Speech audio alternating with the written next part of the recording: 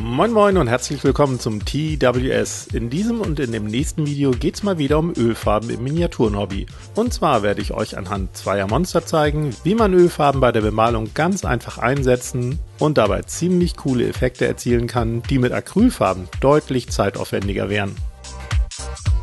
Dafür schnappe ich mir zwei Monster aus der Box The Hidden Ones vom Spiel Mythos. Der Tobi von Bier und Brezel Tabletop hatte nämlich vor einiger Zeit ein Unboxing zu verschiedenen Starterboxen gebracht. Und was soll ich sagen, bei diesen abgedrehten Cthulhu-Modellen im 35 mm Maßstab konnte ich einfach nicht Nein sagen. Zum Spielsystem selbst kann ich leider noch nichts sagen, immerhin wird beim Tobi aber demnächst ein Spielbericht folgen. Für die Bemalung kommen meine neuen Ölfarben aus diesem hochwertigen Winsor & Newton Set zum Einsatz. Diesen Grundstock an klassischen Farbtönen für rund 45 € hatte ich mir einfach mal gegönnt, auch weil die meisten meiner bisherigen Ölfarben eine deutlich schlechtere Pigmentierung und damit Deckkraft hatten.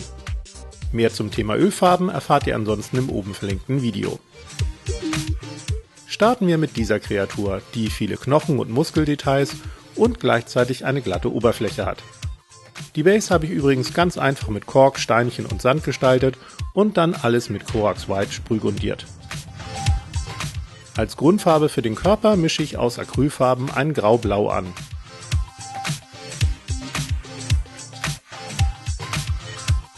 Die ledrigen Hautbereiche bekommen dann einen graueren Farbton.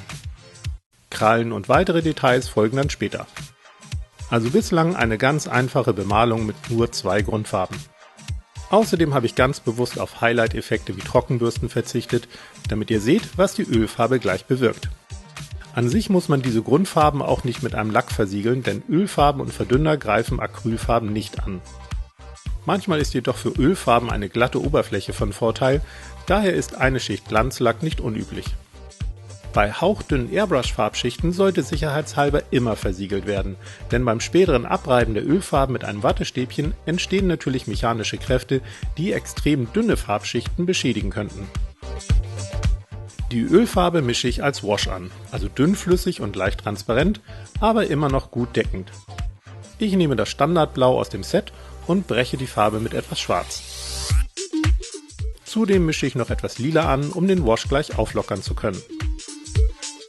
Beim Verdünnen fällt übrigens direkt die Qualität dieser Ölfarben auf. Denn egal wie viel Verdünner ich hinzugebe, die Farbe bleibt mega kräftig und deckend. Sowas werdet ihr bei billigen Ölfarben nicht erleben. Der blaue Ölwash wird dann mit einem Synthetikpinsel ganz normal aufs Modell gebracht. Und das Lila dann hineingetupft, um das Blau etwas aufzulockern. Achtet wie üblich darauf, dass sich keine Pfützen bilden, ansonsten gibt es beim Auftragen keinen Unterschied zu Acrylwashes. Außer, dass Ölwashes viel besser verlaufen und selbst in feinste Vertiefung kriechen. Die Trocknungszeit ist allerdings deutlich länger als bei Argax, Earthshade und Co. Circa 4 bis 6 Stunden muss man in etwa warten, bis die Ölfarbe angetrocknet ist. Wer mag, kann sein Modell aber auch 1 bis 2 Tage stehen lassen. Die Ölfarbe lässt sich nämlich auch dann noch reaktivieren.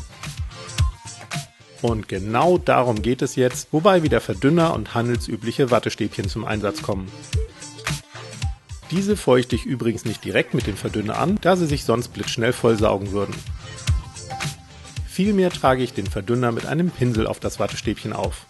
Das spart Verdünner und man hat gleich mehr Kontrolle. Mit dem leicht angefeuchteten Wattestäbchen wird nun sanft über das Modell gerieben, um die angetrocknete Ölfarbe auf den erhöhten Stellen zu reaktivieren und abzunehmen. So kommt dann die ursprüngliche Grundfarbe zurück und ihr habt mit einem Mal wieder Highlights auf dem Modell, ohne sie extra malen oder trockenbürsten zu müssen. Nach ein paar Mal Wischen sind die Wattestäbchen dann zwar mit Farbe vollgesaugt und man braucht ein neues, dafür hat man aber Schatten, Mitteltöne und Highlights mit wunderbar weichen Farbverläufen dazwischen. Das ist dann auch schon das grundsätzliche Prinzip, wie man einen Ölfarbenwash anmischt und einsetzt. Die weiteren Arbeitsschritte sind in diesem Fall nur noch ein paar gemalte Highlights mit Acrylfarben. Krallen,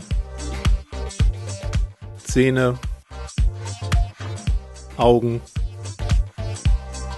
und ein simpler Leuchteffekt. Wie sowas gemalt wird, erkläre ich im oben verlinkten Video. So, damit ist das erste Monster auch schon fertig und ihr seht, Ölfarben sind keine Hexerei oder mega kompliziert in der Anwendung.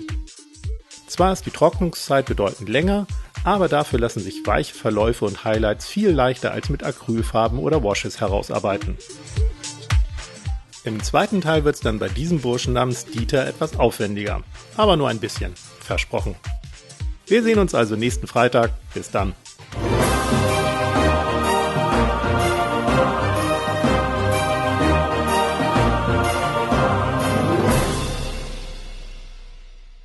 Dafür schnappe ich mir 2 Monster aus der Box The Hidden Ones vom Spiel Mythos.